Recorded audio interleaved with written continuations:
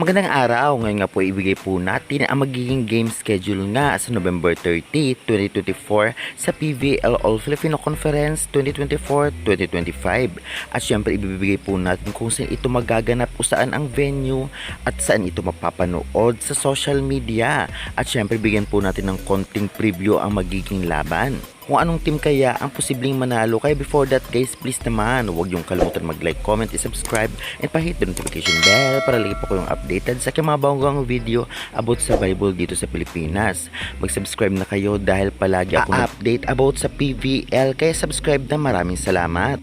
Ngayon nga ay huwag na po natin patagalin pa, ibigay na po natin ang magiging game schedule sa November 30, 2024. Narito po. Una magtatapatan nga NX Led Chameleon vs Capital One Solar Spikers 4pm sa Phil Sports Arena magaganap ang venue nito. At second game naman 6:30pm Akari Power Chargers vs Farm Fresh Foxes. Venue, Phil Sports Arena pa rin. At kung magtatanong po kayo kung saan ito mapapanood po ninyo ito sa social media ng libre kung kayo ay may data or internet sa inyong cellphone. Search nyo lamang po pbl.ph live.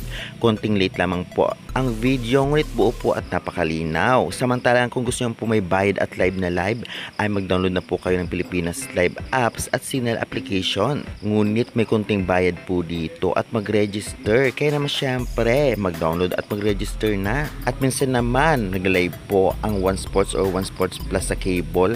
Kaya syempre, abang-abang na lang po kayo dahil minsan naman hindi sila nagla-live.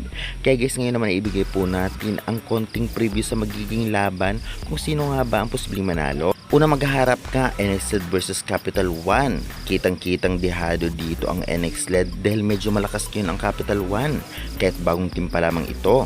Ganun pa man ay hindi sila dapat magpakampante dahil bilog ang bola. Ibinasi lang po natin sa kanilang mga past or mga previous game. Kaya good luck na lamang sa both teams. Kung sino man ang manalo ay syempre deserve naman nila. Samantalang sa laban naman ng Akari versus Farm Fresh, kitang-kitang dehado ang Farm Fresh sakaling hindi pa maglalaro itong si Julina De La Cruz at Dakis. Ganun pa man, malakas pa rin naman itong si Tubo. Ngunit sa ngayon nga kitang-kita nga natin ang lineup ng Akari Chargers at base sa kanilang past performance o mga previous game ay talaga namang malaki ang chance na sila ang manalo kontra sa Farm Fresh. Kaya dapat pag-igihan ng head coach ng Farm Fresh ang pagbalas ng mga players niya. Kaya syempre good luck pa rin sa both team at talagang deserve naman kung sino ang manalo. Kaya guys, sa tingin ninyo, ano-anong team kaya na maghaharap sa November 30 ang mananalo? I-comment nyo sa baba at huwag nyo kalimutan mag-like and subscribe for more updates. Maraming salamat. Hanggang sa muli.